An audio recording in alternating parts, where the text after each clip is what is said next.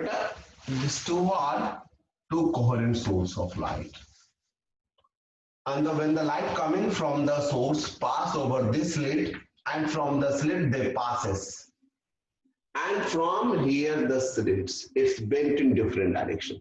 But from here the source of light can meet here. This two behaves as a two source of light. What happened when the wavefront from this source of light reaches to the slit? On the slits, this wavefront is split. बेटा क्या होता है कि यहाँ slit के पास wavefront टूटता है. आप जानते हैं कि on the wavefront, the phase of vibration of each particle are same. The phase of vibration of each particles are same. Therefore, what's happened?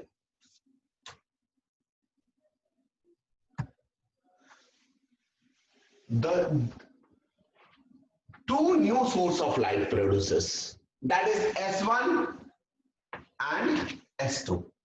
These two behaves as a coherent source. Why? Because their phase of vibration are same. Because these two sources are produced from the same wavefront.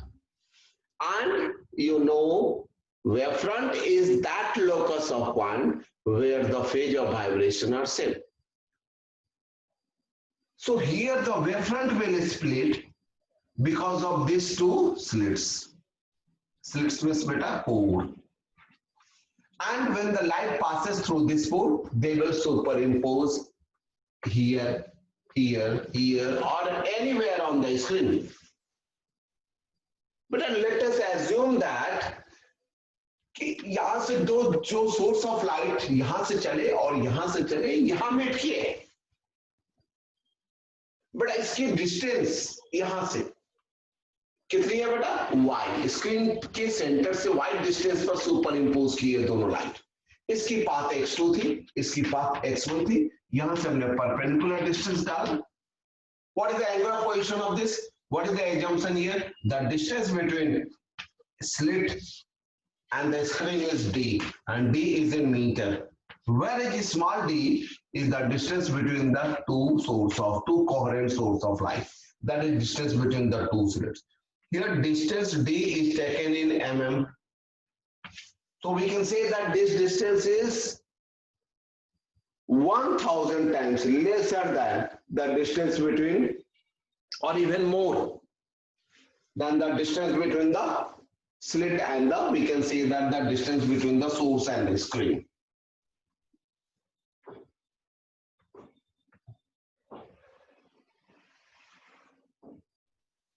बेटा ये screen है और इसके centre से y distance, माना कि ये y distance कहीं भी हो सकता है बेटा. Point P can be anywhere, यहाँ यहाँ यहाँ सेंटर ऑफ द स्क्रीन पर हो सकता है, नीचे भी हो सकता है, कहीं भी हो सकता है. तो इफ यू पुट पर what is the angular position of this point where the two waves superimpose? This is theta. So definitely this angle will be 90 minus theta. This is 90, so this is theta. This is theta. बेटा theta के सामने वाला ये क्या होगा? d sin theta. I have already explained. So from here, this distance and this distance will be equal. So path difference between these two waves are d sin theta. D sin theta. Since theta is very small, since theta is small, very small, is very small, so sin theta is equals to, therefore sin theta is equals to theta. Sin theta is equal to theta. So what is the path difference of the two wave? Delta x. Delta x is what? Path difference of the two wave. Path difference. But the path difference of point P from where the light comes. बेटा light एक यहाँ से आई और एक यहाँ से, तो दोनों लाइट के पाथ में जो डिफरेंस है वो d sin theta. And I have already explained you, the point P will be the point P will be the site of bright fringe when path difference will be equals to L lambda. I will explain better. Let's see it. And what is the path difference? D sin theta. D into theta, because sin theta is equal to theta is equal to L lambda. What is theta? Theta is very small, so we take theta in the terms of P by B. Py, this vertical displacement is y upon base B. Y upon D. D y upon D is equals to L lambda. So y is the position of what? Nth bright fringe. बेटा इस y की value हम क्या लिखेंगे? इस y को यहीं छोड़िए और y इज इक्वल्स टू बेटा d जाके मल्टीप्लाई होगा L lambda d upon small d. ये होगा बेटा position of nth bright fringe. nth position of nth bright fringe. nth bright fringe. But आप देखिए इस बात को मैं एक्सप्लेन कर रहा हूं. बट मानिए कि ये सेंट्रल ब्राइट फ्रिंज के पास मिल रहा है. ब्राइट फ्रिंज या नहीं है वो हमें नहीं मालूम. बेटा ये दो सोर्स है और इसके बिल्कुल परपेंडिकुलर बाइसेक्टर लाइन पर हम स्क्रीन पर चले गए, सेंटर ऑफ स्क्रीन पर चले. बेटा ये जो दूरी होगी वही दो डिस्टेंस ये होगा. अब मानिए कि बेटा यहाँ ये दोनों कोहेरेंट सोर्स है बेटा, तो दोनों की वेवलेंथ भी सेम होगी. मानिए कि बेटा यहां से पहला वेव चला, 1 वेव कंप्लीट किया, 2 वेव कंप्लीट किया, 3 वेव कंप्लीट किया और इसने 4 कंप्लीट किया. अब ये जब यहाँ वेव पहुंचा तो ये लाइट फील्ड वेक्टर को एनर्जी किधर दे रहा है बेटा? एनर्जी किधर मिल रहा है? ऊपर. ये लाइट भी चला 1 2 3 4. अब बेटा इसने कंप्लीट 4 वेव, यानी कि एक वेव का पाथ लैम्डा, 2 का 2 लैम्डा, 3 का 3 लैम्डा, 4 का 4 लैम्डा और n का क्या होगा? n lambda. तो बेटा जब इसके और इसके बीच का पाथ डिफरेंस n लैम्डा हो, n की वैल्यू 0 भी हो सकती है, n की वैल्यू 0 भी हो सकती है. यानी कि जब 0 हो गया तो पाथ डिफरेंस कुछ रहे.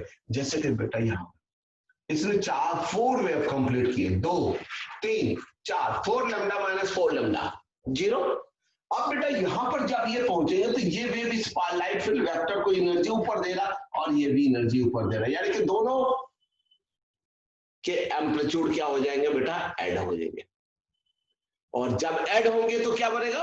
ब्राइट फ्रिंज फॉर्म होगा यहां पर, और यहां पर सेंट्रल ब्राइट फ्रिंज बन जाएगा. बट अब देखिए यहां पर हमने दिखा रहा है कि ये डार्क बन रहा है, फिर ब्राइट बनेगा, माने कि यहां पर अब सेंट्रल के बाद जो पहला बनेगा वो बनेगा फर्स्ट डार्क ब्राइट फ्रिंज.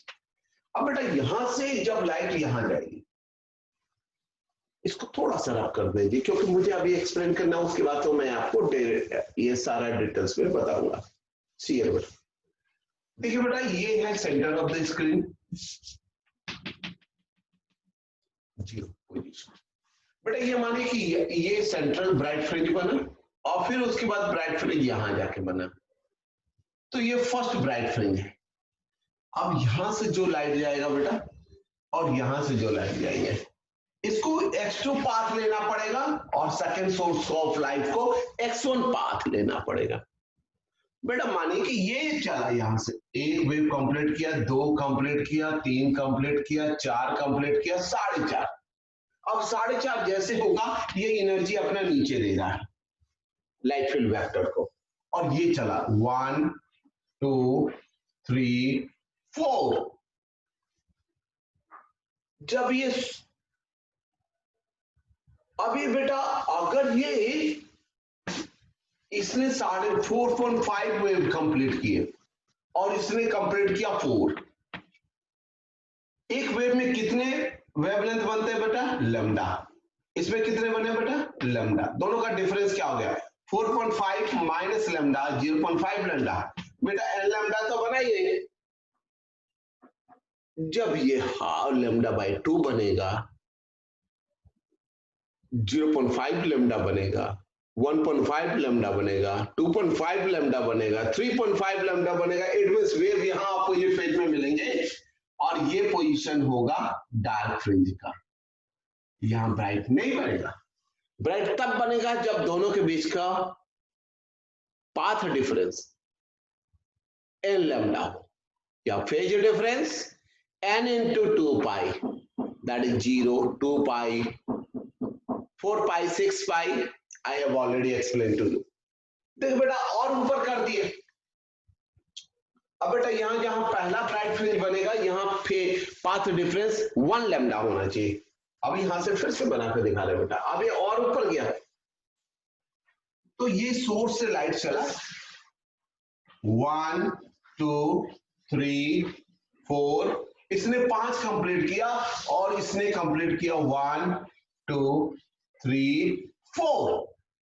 बेटा ये 4 कंप्लीट करने के बाद लाइट फील्ड वेक्टर को ये ऊपर एनर्जी दे रहा है पहला सोर्स, और S2 सोर्स 1 2 3 4 5 कंप्लीट करने के बाद ये भी अब ऊपर देने लगा। बेटा जब फासला वेव का जहां पे मीट करेंगे, अगर फासला वेव लेंथ का, पाथ लेंथ का, पाथ डिफरेंस एल लैम्डा के बराबर हो, then two waves meet in same phase, यानी कि both will apply energy along the same direction. So resultant amplitude का फॉर्मूला हमने बताया था बेटा, resultant amplitude is equal to root under a1 square plus a2 square plus 2 a1 a2 cos phi। क्या बताया था बेटा? cos phi। और cos phi क्या होता है बेटा? Phase difference. जब भी पाथ डिफरेंस एल लैम्डा बने तो बेटा ये एल लैम्डा हो जाए तो 1 लैम्डा में 2 पाई फेज बनता है। तो n की वैल्यू बेटा 0 हो, 1 हो, 2 हो, 3 हो। बेटा 3 into 2 लैम्डा 6 पाई, 2 into 2 लैम्डा 4 पाई, 1 into 2 पाई 2 पाई, cos 2 पाई 4 पाई 6 पाई 8 पाई cos 0, सबकी वैल्यू 1 होती है। तो बेटा ये देखिए आप क्या बन रहा है, a1 plus a2 का होल स्क्वायर। ये तो ब्राइट फ्रिंज का केस था, हमने डिस्कस किया होता। तो जब भी पाथ डिफरेंस एल लैम्डा के बराबर होगा तब ब्राइट बनेगा, और जब lambda by 2, 3 lambda by 2, 5 lambda by 2, 7 lambda by 2, तो ये सारा केसेस डार्क फ्रिंज का केस होगा। अब नाउ हम फॉर्मूला डेरिवेशन पे चलते हैं। I will explain you everything. Now see here बेटा, when the path difference will be n lambda, then bright fringe will be formed. Then for bright fringe formation, this is the case for bright fringe formation. तो बेटा y तो था position centre of screen पे, तो centre screen पे किस position पर बनेगा, n lambda d upon d, इस पोजीशन पर। This is the position of nth bright fringe, position of nth bright fringe, position of nth bright fringe. बेटा यही फॉर डार्क फ्रिंज फॉर्मेशन के लिए केस क्या आता है, for dark fringe formation, dark fringe formation के लिए केस आता है path difference is equals to d sine theta, और साइन थीटा को d theta is equals to क्या होना चाहिए बेटा, 2n-1 into लैम्डा बाई 2। बेटा यहाँ फर्स्ट डार्क फ्रिंज बनेगा, n की value 1, 2 into 1 2, 2 minus 1 1, 1 lambda by 2, just I have explained। बेटा जहां सेकंड डार्क फ्रिंज बनेगा n की वैल्यू होगी 2, 2 2 जा 4, 4 minus 1 3 lambda by 2। अभी बताया बेटा lambda by 2 का odd multiple 1 lambda by 2, 3 lambda by 2। बेटा थर्ड ब्राइट फ्रिंज 5 होना चाहिए, थर्ड रखिए 2 3 जा 6, 6 minus 1 5, 5 lambda by 2 आ गया। बेटा थीटा के वैल्यू क्या लिखा था, y अपॉन डी। थीटा के वैल्यू क्या लिखा था बेटा, y upon D, 2n-1 into lambda by 2। तो बेटा position of nth dark fringe क्या हो जाएगा, यहां से इसे सॉल्व कीजिए बेटा। Position of nth dark fringe क्या हो जाएगा,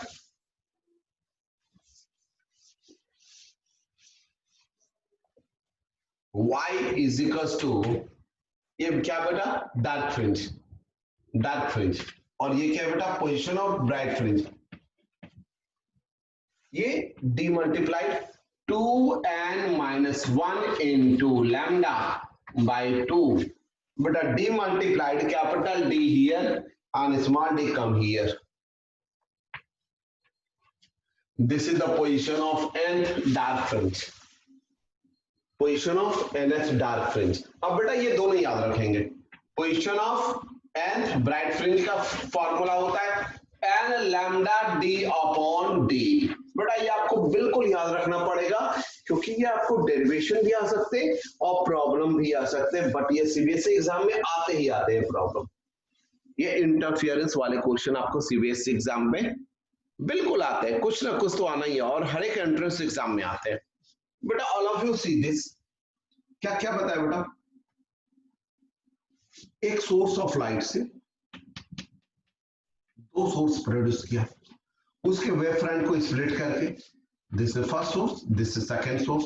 इनके बीच की दूरी क्या थी बेटा? दोनों source of light S1 S2 के बीच में D, और इससे बहुत ज्यादा दूरी पर हमने स्क्रीन को रखा हुआ था. यहाँ ऑल्टरनेट ब्राइट डार्क, ये जो निचला होगा डार्क, ब्राइट ये ज्यादा एम्पलीट्यूड दिखा रहा है बेटा. ये रिजल्टेंट एम्पलीट्यूड को दिखाया जा रहा है. यहाँ रिजल्टेंट एम्पलीट्यूड 0 है, यहाँ फिर बढ़ गया, फिर बढ़ा, यहाँ सेम रह रहा है एम्पलीट्यूड. ये ब्राइट फ्रिंज की एम्पलीट्यूड क्या होगी बेटा? Resultant amplitude same. इसे बोलेंगे central bright fringe, first bright fringe, second bright fringe, ये है सेंट्रल ब्राइट फ्रिंज. फिर उसी तरह नीचे भी first bright fringe, second bright fringe. बेटा यहाँ जो नीचे दिख रहा है ये है फर्स्ट डार्क फ्रिंज, सेंट्रल के बाद फर्स्ट डार्क फ्रिंज. ये हो गया बेटा सेकेंड डार्क फ्रिंज. तो बेटा एक अगला वाला डार्क फ्रिंज और पिछले वाले डार्क फ्रिंज के बीच जो दूरी है वो ब्राइट फ्रिंज की चौड़ाई है. इसको बोलते हैं फ्रिंज विड्थ. क्या बोलते हैं बेटा? इसे फ्रिंज विड्थ कहते हैं. सारा फ्रिंज विड्थ सेम है. ब्राइट फ्रिंज की जो चौड़ाई होती है उसे बोलते हैं, ब्राइट फ्रिंज की चौड़ाई को क्या बोलते हैं? Fringe width. Fringe width. तो बेटा क्या देख रहे हैं? फ्रिंज विड्थ क्या है? एक अगला वाला डार्क फ्रिंज और उसके पिछले वाले डार्क फ्रिंज के बीच की जो डिस्टेंस है. तो this is fringe. What is the fringe width? Fringe width. बेटा इसका सिंबल होता है बीटा. क्या सिंबल होता है? Beta. What is the symbol of fringe width? बेटा आप लिखिए this is the distance between two consecutive dark fringe. This is the distance between two consecutive dark fringe. बेटा ये फॉर्मूला याद रखिएगा, ये फॉर्मूला अभी यूज होगा. बीटा क्या है बेटा? डिस्टेंस बिटवीन टू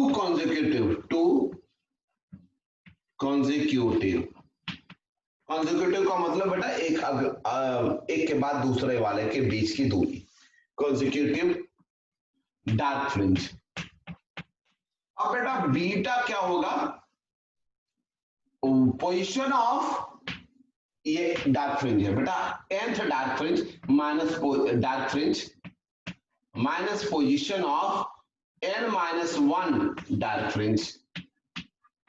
बेटा इसी फॉर्मूले में एक बार लिखे यहाँ n और फॉर्मूला एज इट इज लिखे, और दूसरी बार यहाँ n लिखे n-1. तो आपको फॉर्मूला क्या आ जाएगा बेटा? ये देखिए लैम्डा डी अपॉन 2d तो सेम है बेटा, तो ये कॉमन ले लीजिए. बेटा का फॉर्मूला कैसे डेरिवेशन होगा बेटा? देखिए lambda capital D upon 2d तो कॉमन है बेटा, इसे ले लीजिए. चलिए यहाँ पर क्या आ जाएगा बेटा? पहली बार में n ब्राइट फ्रिंज तो 2n-1, दिस माइनस दूसरी बार में क्या पुट करेंगे? उसे एक पहले वाला तो n-1, 2 into n-1 -1. बेटा इसे सॉल्व कीजिए. इसे सॉल्व करेंगे तो पूरे की वैल्यू 1 आएगी. कैसे? 2n माइनस 2n कैंसल, -1 और यहां हो जाएगा +1, माइनस यहां क्या हो जाएगा बेटा? -1 और 2 into 2 ये +2 और ये माइनस और ये प्लस, 0 ओनली 2 बचेगा.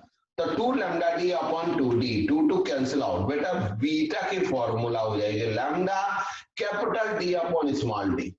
This is the fringe width. This is the fringe width. Formula for fringe width. Formula for this is the formula for fringe width. बेटा ये किसका फॉर्मूला होगा? आपका किसका form? Fringe width. Fringe width क्या होता है बेटा? ब्राइट फ्रिंज की चौड़ाई. और सारे ब्राइट फ्रिंज की चौड़ाई सेम होगी बेटा. ये होती है. तो ये बेटा यहां से चलेंगे. ये पहला डार्क फ्रिंज, ये दूसरा. बेटा एक दूसरे डार्क फ्रिंज और पहले डार्क फ्रिंज के बीच की दूरी, तीसरे डार्क फ्रिंज दूसरे डार्क फ्रिंज के बीच की दूरी, nth डार्क फ्रिंज और n-1 डार्क फ्रिंज के बीच की दूरी को क्या बोलते हैं? फ्रिंज विड्थ कहते हैं. ये हो गया बीटा का फॉर्मूला. बेटा तीसरा आता है एंगुलर फ्रिंज विड्थ. तो बेटा यहां से जब देखेंगे तो इसका यहां से एंगल क्या बनेगा? इसको बोलते हैं एंगुलर फ्रिंज विड्थ. थीटा और नीचे में बीटा लिखते हैं. तो बेटा आप देखेंगे क्योंकि ये डिस्टेंस कुछ mm में होती है और ये डिस्टेंस किस में होती है? मीटर में. तो बेटा ये तो बहुत ही कम है, ये एंगल बहुत ही छोटा बनेगा. तो theta is equal to arc length, that is beta आएगा. अब बाई रेडियस से, रेडियस को हम डी ही मानेंगे क्योंकि ये डिस्टेंस कुछ mm में होता है और ये डिस्टेंस एंगस्ट्रम में होता है, नैनोमीटर में होता है.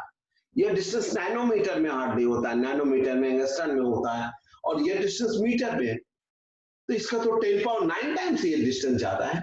ये एंगल बहुत ही छोटा बनता है. ये एंगल क्या होगा? बहुत ही छोटा बनेगा. तो theta is equal to arc length. बेटा ये ब्राइट फ्रिंज बनेगी. यहां से जब देखें हम तो ब्राइट फ्रिंज की ये जो चौड़ाई बनेगी, एंगुलर विड्थ, उसको बोलते हैं एंगुलर फ्रिंज विड्थ. क्या नाम देते हैं? Angular fringe width. Angular fringe width. और इसका सिंबल होता है थीटा और subscript beta. Beta means fringe width, angular. तो बेटा ये फॉर्मूला क्या हो जाएगा? ये हो जाएगा बीटा बाई ये डिस्टेंस को क्या लेंगे बेटा? ये डी के बराबर ही लेंगे. तो डी डी कैंसिल हो जाएगा इसमें और ये आंसर आ जाएगा. थीटा बीटा का फॉर्मूला होगा, एंगुलर फ्रिंज विड्थ का फॉर्मूला लिखिए बेटा. एंगुलर फ्रिंज विड्थ का फॉर्मूला हो जाएगा lambda upon small D. Lambda upon small D.